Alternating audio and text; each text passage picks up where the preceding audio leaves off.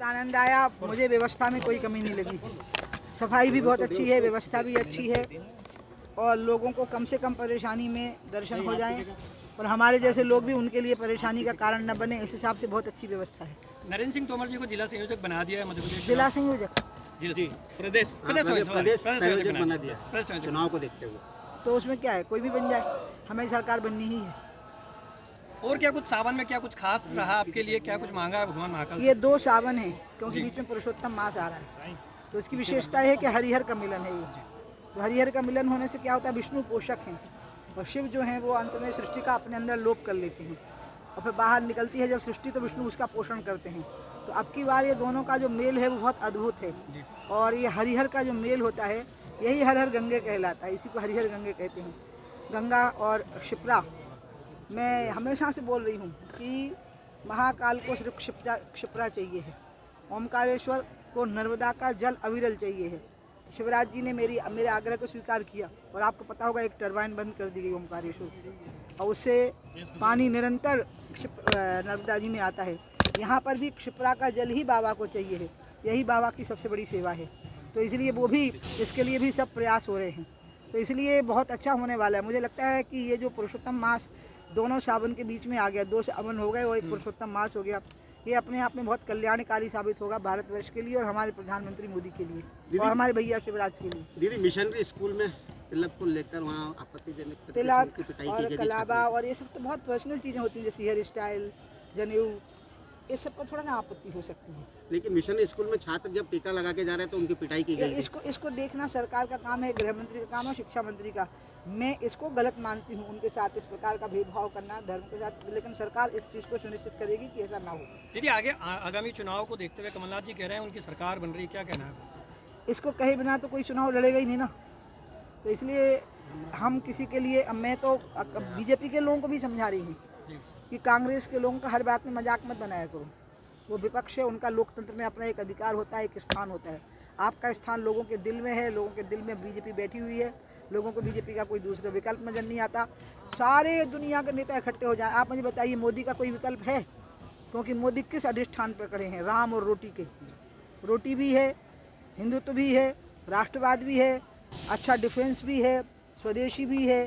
तो मुकाबला तो हेड से होगा ना, हाथ पांव कितने मजबूत हो, सिर ही गायब हो जाएगा तो सिर तो है ही नहीं, तो इसलिए कोई मुकाबला नहीं है। लेकिन प्रदेश में तो शिवराज सिंह अभी चेहरा दिखाई दे रहे हैं। नहीं, शिवराज सिंह जी का चेहरा हमेशा से ही रहा है और इन सब विषयों पर बोलना मेरा काम नहीं, बीडी शर्मा का काम है।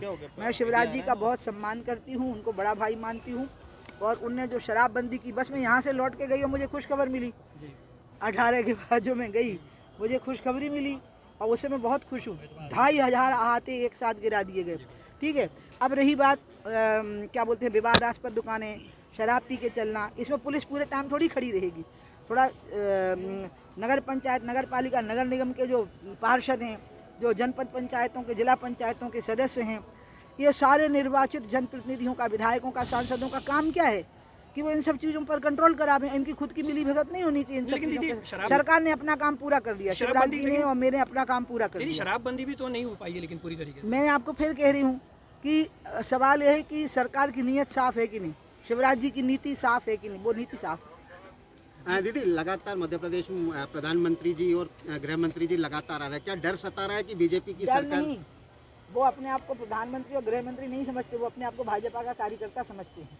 यही हमारे भारतीय जनता पार्टी की ताकत क्या है कि हम नेता नहीं समझते, अपने आप को कार्यकर्ता समझते हैं। तो कार्यकर्ता के नाते वो मेहनत कर रहे हैं, प्रधानमंत्री के नाते उनकी जिम्मेवारी है कि वो सरपंच की लिए भी जिम्मेवारी लेंगे।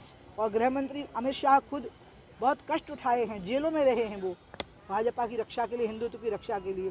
तो इसलिए वो लोग तपस्या कर रहे हैं, हम भी तपस्या कर रहे हैं, सब तपस्या कर रहे हैं। वो एक अनंत काल तक चलने वाला उद्देश्य है, संपूर्ण विकास, समग्र विकास। उस दृष्टि से वो यात्रा चल रही है सतत, जिसमें शिवराज जी प्रयत्नशील हैं।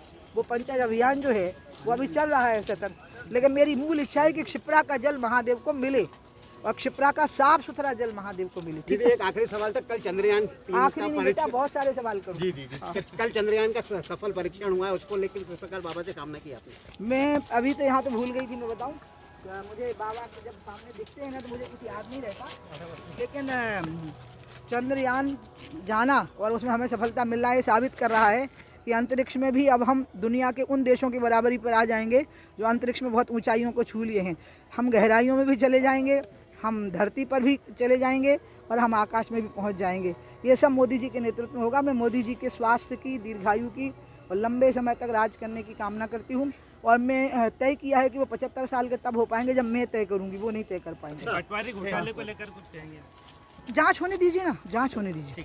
अमर उजाला अब आपके टीवी पर भी।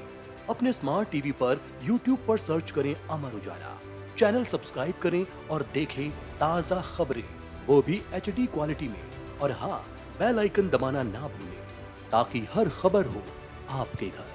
अमर उजाला, निष्पक्ष, निर्भीक, निरंतर।